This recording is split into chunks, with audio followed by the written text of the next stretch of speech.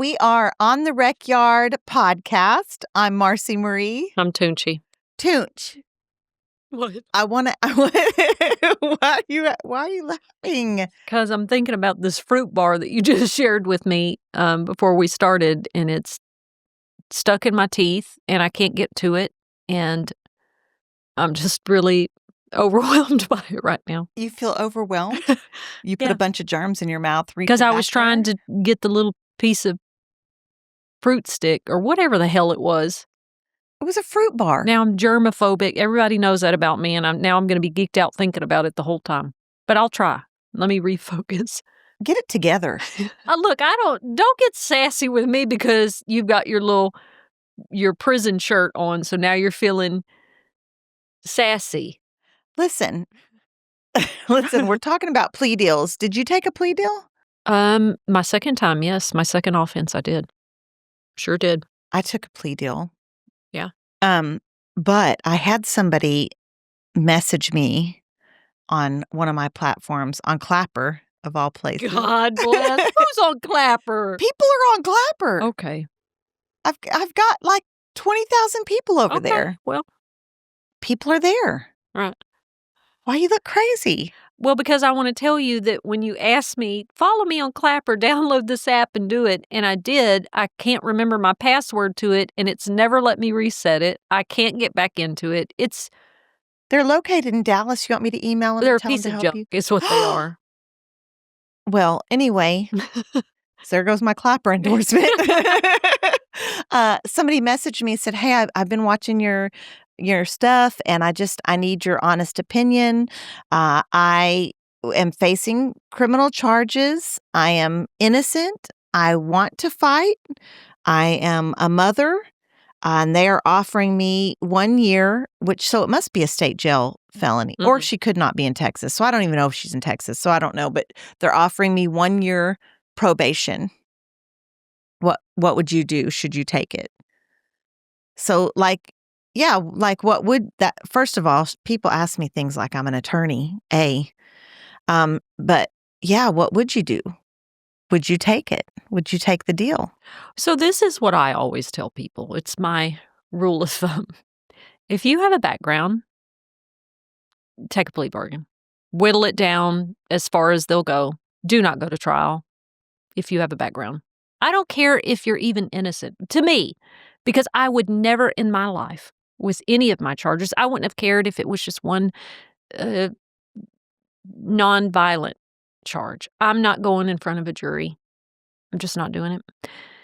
If you know that you're guilty, why wouldn't you take a plea bargain? Spare your family and your victims. Get it down as far as you can. I think plea bargains can be used to pressure people who are innocent, who don't have money, to do a legal defense. But I think they're useful to get a good deal versus what you would get if you went to trial. I mean, I think it's an individual case. I had a plea deal for 20 years. I just don't believe that a jury would have given me 20 years. Honey, I knew a jury in Houston that gave a woman 40 years for your offense. It was almost exactly the same. Sure did. Because we both know when it comes to child crimes, crimes against the elderly, and money crimes, Texas is going to wear your ass out. You finna get some time. Well, I'm fixing to tell you right now. You said child crimes in Texas. I don't think they get that much time. Who I knew. Well, I don't. Maybe because I was at Mountain View, where the women with serious, much bigger. Yeah, and of course, what they usually were, that it was the man in the relationship, and because they were too afraid to report or something like that. But what I always noticed through 20 years of incarceration was that people with money crimes, they finna get some time. Yeah. So, I think 20 is too much for your offense, absolutely. And I would have been nervous that you may have gotten that or more. I ended up taking my plea deal because they threatened to charge my partner at the time, and he didn't have anything to do with it. Well, I mean, it speaks to one of our previous episodes talking about any means necessary. to get the person who's ultimately or most responsible. But, I and I'm going to tell her story because exemplifies exactly what I mean, is that my friend got 8 years. I believe it was 8 for it wasn't DWI, it was DUI. She was texting. She wasn't under the influence, but that's what they charged her with. And so she gets her case overturned. For a lot, that's the whole reason all this drama and scandal was happening in Bexar County, which is San Antonio. And I told her, when you go back, because you're testifying in this other trial, because she was the pivotal witness to this attorney that was pretty much human trafficking his clients. Wow. Oh, yeah. And he had run for judge before. Wow. And so the basis of her appeal was that she was coerced, and he had her sign that deal because he said, this is the best you're going to get. And also, she pissed him off because she wouldn't do the things he wanted anymore. So anyway, she was like, I felt pressured to do that because of the relationship that was happening. So anyway, it all comes out. And she's that star witness for it that kicked off all this. Girl, they found hundreds of videos of him human trafficking his clients, that some of them were minors. What? Yeah. Oh, yeah. So I tell her, when you go back, your reward for cooperating with this is going to be that they knock off some of your time. I think she had a 12. I think that's what it was. And they gave her a plea bargain of 8. And I said, whatever you do, over and over, Marci, I told her, when you go back and you take a plea bargain, do not take this to trial, because she had priors. Mm-hmm. That was one of the reasons, even though he was a douchebag and a predator, that was one of the reasons he gave her for, we don't need to go to trial. You have some charges from your teenage years. And I said, please don't. So she goes back and they offer her, hey, we'll offer you 8. She'd already been in prison for about 4 years, so she was going to see parole. And what'd she do? She refused to take the plea bargain. She said, because I'm not guilty of that. Went to trial and got 20 years. Ended up with a sentence greater than the one that she had from the original plea bargain. And I said, what in the world? Why? Well, this attorney that I got, he said, I said, so you listened to another man. I don't know why you would have done such a thing. She listened to an attorney. She listened to someone with a law degree. But I think it goes to when we talk about lived experiences, that by no means are we saying take our advice, because we're not attorneys, we're not brain surgeons, we're not doctors, we're not medical professionals. But I think there is a level of lived experience that is almost as credible. Well, we know what we've seen time and time and time and time again. Yeah. And there was always this thing with, even through the whole process of her winning her appeal, I said, this is what's going to happen next. And then and it's like you just constantly doubt you take my advice, leave it or not. But now you have a 20-year sentence. Could you imagine being offered 8 and not taking it and ending up with 20? I mean, we see that. Yeah. We see that all the time.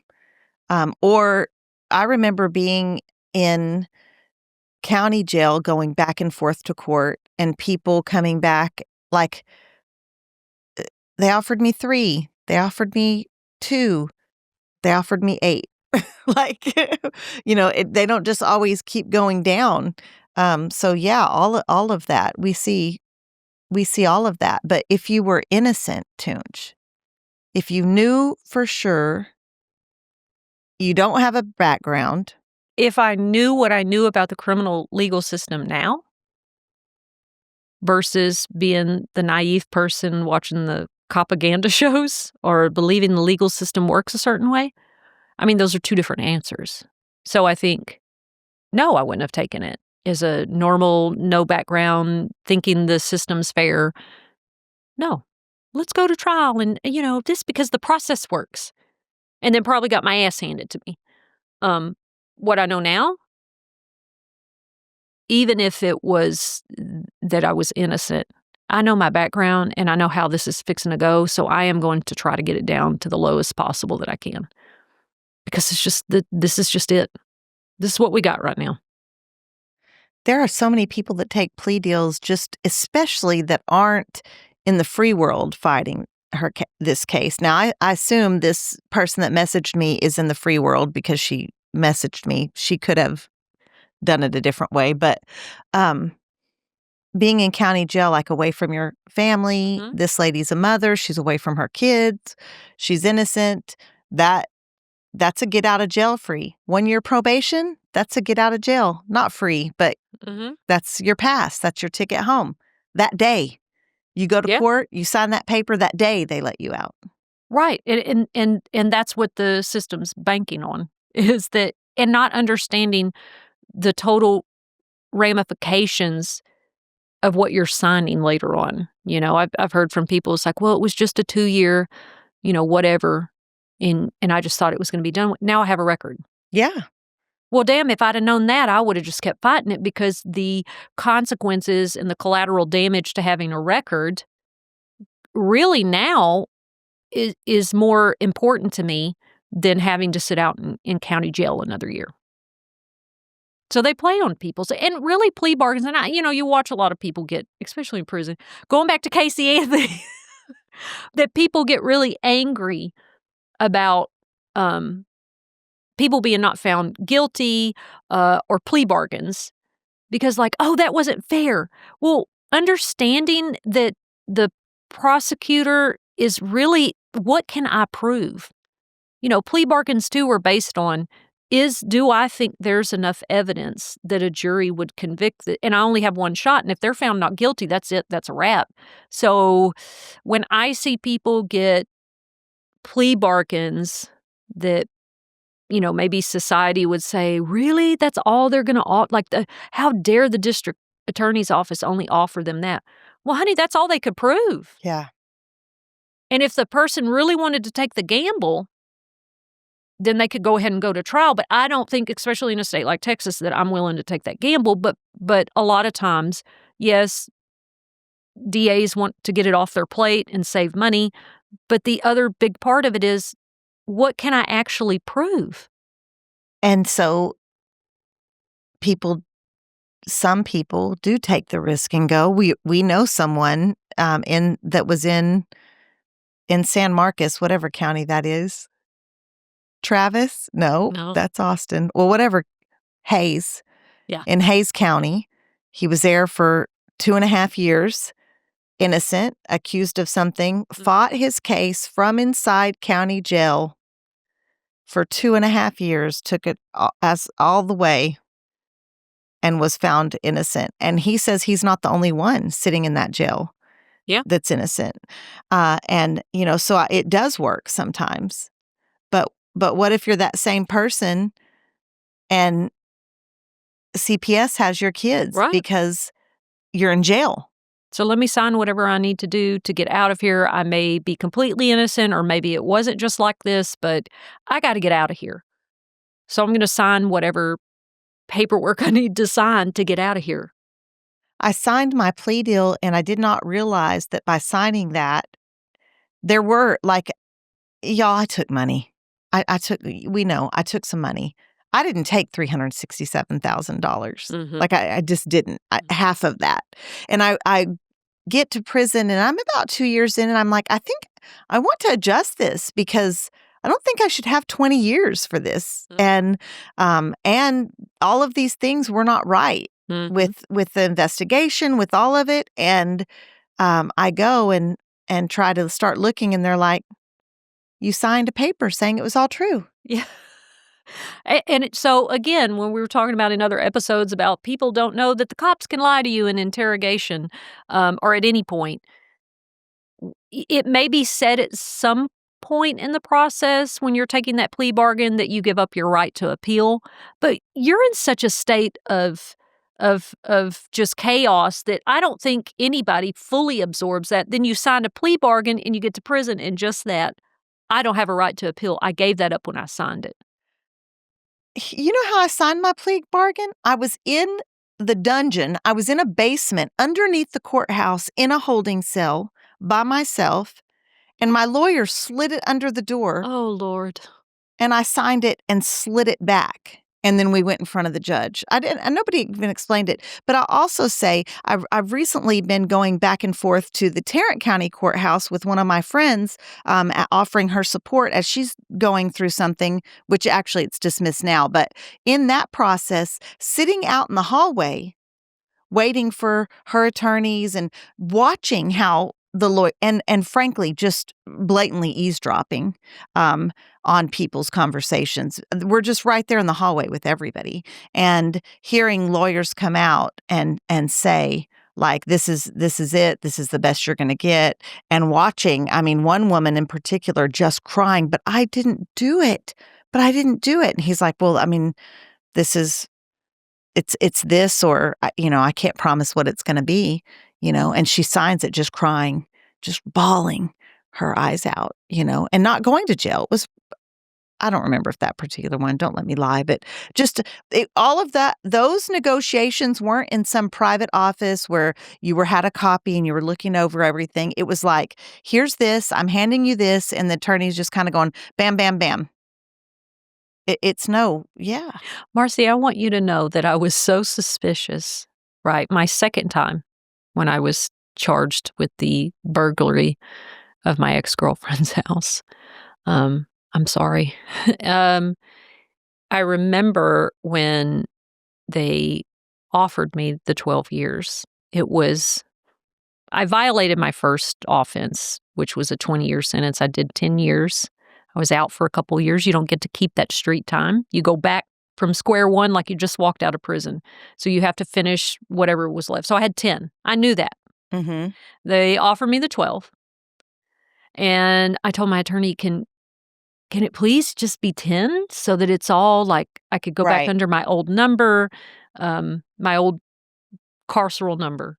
Why? It didn't really matter. But like in my head, like it just felt better to do. Them older numbers get more street cred. Well, yeah. Yeah. So I was like, can we, he's like, I tried. And for whatever reason, she wouldn't, because she wanted it to be a separate number, the DA at the time. And I remember he was like, so you're going to sign this. We're going to go in front of the judge. He's going to read it, make sure that you did this of your free will and all this stuff. And I said, this is concurrent. He said, yes, it's concurrent with your 10 that you have. I said, because I had known people that signed things that ended up being stacked. Yeah, which means concurrent means you do the time together at the same running time. Together. Stacked means you have to finish one Consecutive, time. boom. Right. And so I'm like, oh, hell no. I don't see where that says this on the legal document. Girl, I made him write it on the paper and sign his name before I would sign that document. Because I was like, hell no, I'm not going to get to prison and hear that I have to make parole on this one and then start my 12. Yeah. And so because the stories I had heard, half my life at that point of people getting completely tricked into signing plea bargains that they didn't understand. This has nothing to do with the plea bargain, but you just made me think about a chick in prison. She did 17 years on a 20. During those 17 years, she spit in an officer's face. Lord. And look, that's not an automatic free world charge, but the officer can file charges. Yeah. And Miss Spears on the Dr. Lane Murray unit, she filed those charges. Uh-huh. And but so that lady did 17 on a 20 and was so excited, and then had to turn around and do that 3 and ended up doing 20. Yes, because the charges, at least in Texas, from my understanding and what we saw, is that if you got a free world charge while you're incarcerated, that is stacked. Mm-hmm. That is going to be consecutive. And there was a lady that she got to prison from an institution like a hospital or something. She didn't come from like a juvenile justice facility. She came from another facility. And she ended up in prison because she had assaulted staff there. I mean, Lord, it's a mental health facility. Anyway, they charged her as an adult. She stayed in seg most of her time. And I remember when I got home and I looked her up, she has so many stacked charges, Marci. It says undeterminate under her parole eligibility. Golly. Because it's just a 5, a 5, a 5, a 5. You know. And so you've got to make parole, or do 5 and do the next 5. Well, and I would be amiss not to mention our friend Belinda's case, which she had 2 life sentences and a 20 from when she was a teenager, running with a group of boys that committed an armed robbery. She said, honey, I signed that plea bargain because they were threatening me with the death penalty, and my mom and my family were just just begging. And she said, but I was told that this was all concurrent. And then she does 30 years. Well, she got 2 set-offs. We're 2 5-year set-offs. And which a set-off is you've been denied parole and you're put off for a certain amount of years. And makes parole. Gets that FI-1, which in Texas is a 30 to 45-day release. And they're like, okay, good for you. You have discharged that 20, but now you got to start on your other life sentence. And she wrote me, like, this is wrong. Like, something is wrong. I'm not dumb. And so with one of our friends who works at a legal clinic with the University of Texas, pulled her records, went to the integrity unit of the woman that I mentioned earlier that did not take the plea bargain and got the corruption exposed. They created an integrity unit in Bexar County because of that case. Wow. And so Belinda's case was looked through by them, and they said the records are wrong. There was a lot of this back in the 80s they were trying to sentence people in a weird kind of tricky way. This needs to be corrected because her time is not stacked. They weren't trying. They were doing it. Yeah, oh yeah. They're like, so this needs to be corrected, and this is all running concurrent. And so then instead of honoring the parole date they already gave her, they made her see parole again. And so then our legal friend was like, we want to make sure that they really understand her case, and this has now been 30 years. And so she made parole and came home. But it's funny, though. I always say my friend that did not take the plea and ended up with the 20 out of San Antonio, she hadn't talked to me a long time because I hung up on her the other day. But she's like, I just don't know what all this was for. I said, what this was for is because what you did do was your case helped create that integrity unit that Belinda was able to get her stuff fixed and come home after 30 years. Yes. So there is a reason why women should always speak up when something like that is going on. But yeah, and this is all around plea bargains and signing paperwork that you don't fully understand, and then the prison institution doesn't know how to read the sentencing. That's why these folks like the Texas A&M Legal Clinic they're doing the Lord's work out there, really trying to explain documentation to their clients. And I think that, and there are good attorneys. Here we go. There are good ones. Yeah. There are. I know some, but I also just have seen so many. Not even my attorney was not a public defender. Mm-hmm. He was a paid attorney. He worked for them. I didn't know it. Shame on him, and I was a number. Mm-hmm. I was a number to him. And I think we just see that so often. So yeah, what does this girl do? What does the girl do who I asked about to begin with? 1 year probation? Take it? Have a felony record forever? Well, if it's a deferred adjudication, right? Like she could at least complete it and it not be on her record. But I don't know how that works in terms of your arrest record still being there. But, well, I think you have to ask hard questions, right? Did you do it? She says no. Okay. Then if you don't have a record and you say you didn't do it and you didn't have nothing to do with it. And you're in the free world. Then keep battling it. So what if you don't have money to pay attorney to? Because that's attorneys charge this rate to represent you and then this whole other bigger rate if it goes to a trial. Well, I mean, I think if you can't raise the money, and this is a question that I get a lot, especially when I worked at the Coalition of Texans with Disabilities. Like, you have these families that are just desperate. Like, what do I do? My kid's in the system now, and can you? I have to tell them the hard truth, which is there is not a lot of pro bono help Right. with criminal cases. That is the truth. I'm going to tell you some things that are hard to hear.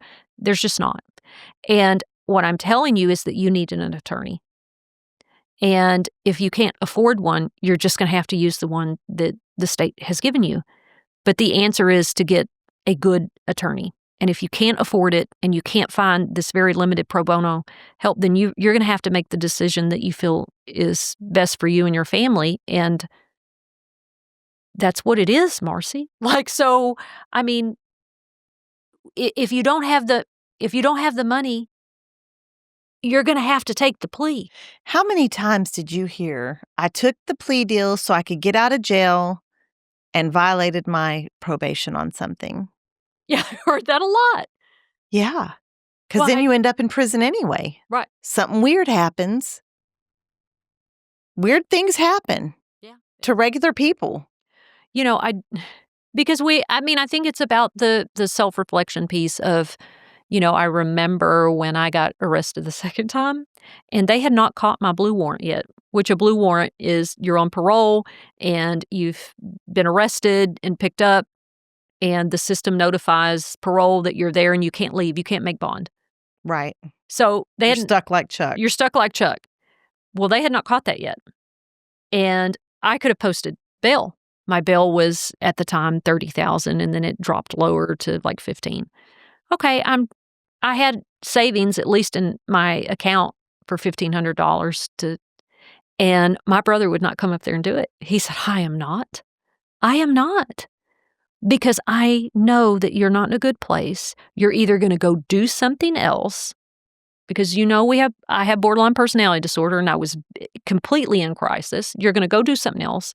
And then whatever collateral me and Daddy put up, we're going to lose. And you're not going to care because you are not well right now. And Left your ass in the jail. It left me there because my brother had to be really honest about what me and the family needed in that moment. And so it's like the matter of taking a plea bargain, there are all the systemic harms around it. There are other reasons, why a person chooses to or not. But that's just an individual. You gotta. It's rolling dice. It's trying to make a gamble. You're trying to assess a gamble, and so is the district attorney's office. Well, I'm gonna offer them this. Well, they're kind of on to like we don't have enough. Well, how about I offer you a little lower? People sign their deals when there's not enough evidence. And people don't sign their deals and go to trial and get more time. You take Melissa Lucio, who's I believe an innocent woman on death row in Texas. She was offered a plea bargain, I believe, of 30 years. It could have been 40, but I think it was 30 years for injury to a child. And so that is a non-aggravated offense. So she wouldn't have had to wait for 15 years. Although I don't have a lot of faith in the parole system to have been fair to that she let her made out parole. At 15, right? To me, the state understood that they don't have enough evidence to prove capital murder. And she said, no, I'm not signing for that. I did not purposely injure my child. It wasn't even like neglect. And she stood her ground. Right. And ended up going to trial and getting death. And, I think it's trying to assess that in moments of incredible crisis and trauma and pain, and without having a good attorney on your side and support from the community that you would need or finances being able to do that. It's just purely a gamble and a risk. Tinch rat time. Well, I'm a yapper. I know. I gotta God bless. Ring it in. Shut up, oh. Y'all tell us what you think. Would you take the plea deal if you knew you were innocent? They were offering you probation. Would you take the plea deal, or would you take the chance in front of a jury or judge? Y'all leave your messages. We'll play them on our live. Leave your comments. We'll play them. Talk about it on our live. later this month. Y'all hit all the buttons, leave reviews, all the good stuff, and we'll see y'all next time. Thanks for joining us on the Rec Yard. Make sure and subscribe to our channel so you'll never miss another rec turnout.